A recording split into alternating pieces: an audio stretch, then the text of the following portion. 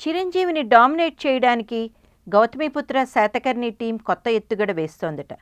బాలకృష్ణ, గౌతమిపుత్ర శాతకర్ణి, చిరంజీవి ఖైదీ number 150 సినిమాల చిత్రీకరణ ఇంచుమించు పూర్తి కావడంతో ఈ 2 సినిమాలకు వచ్చే వారం గుమ్మడికాయ కొడతారు అనే వార్తలు వస్తున్నాయి.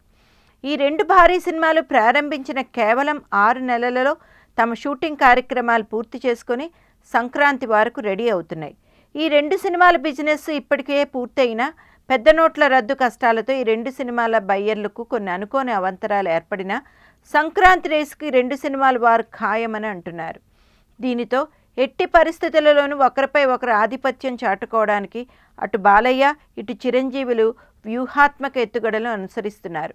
ఈ పరిస్థితులలో నందమూరి బాలకృష్ణకు అత్యంత సన్నిహితుడైన ప్రముఖ నిర్మాత సాయి కొర్రపాటి అనుసరిస్తున్న వ్యూహం చాలామందిని ఆశ్చర్యపరుస్తున్నట్లు వార్తలు వస్తున్నాయి. ఫిలిం నగర్లో వినబడుతున్న వార్తల ప్రకారము సాయి కొర్రపాటి ఈ సంక్రాంతి వారిలో బాలకృష్ణ తన ఆధిపత్యాన్ని నిలుపుకునేందుకు రాజమౌళి బాహుబలి 2ను అస్త్రంగా వాడుకుంటున్నట్లు వార్తలు వినిపిస్తున్నాయి. గౌతమిపుత్ర శాతకర్ణి మూవీని ప్రదర్శించే ఎగ్జిబిటర్స్కు సమ్మర్లో విడుదల కాబోయే బాహుబలి 2ను ప్రదర్శించే అవకాశం కల్పిస్తామని సాయి కొర్రపాటి చాలామంది ఎగ్జిబిటర్స్కు గేలం వేస్తున్నట్లు టాక్. సాయి కొర్రపాటి ఇప్పటికే బాహుబలి 2 రైట్స్ను కొన్ని ఏరియాల్లో కొనుక్కున్న నేపథ్యంలో ఈ ఎత్తుగడ సాయి కొర్రపాటి చాలా వ్యూహాత్మకంగా వేస్తున్నట్లు వార్తలు వస్తున్నాయి. ఈ వార్తలే నిజమైతే సంక్రాంతి రేసుకు విడుదల కాబోతున్న ఈ భారీ సినిమాల రేసులో గౌతమిపుత్ర శాతకర్ణి థియేటర్ల విషయంలో చిరంజీవి ఖైదీపై ఆధిపత్యం సంపాదించే ఆస్కారం ఉంది అని అంటున్నారు.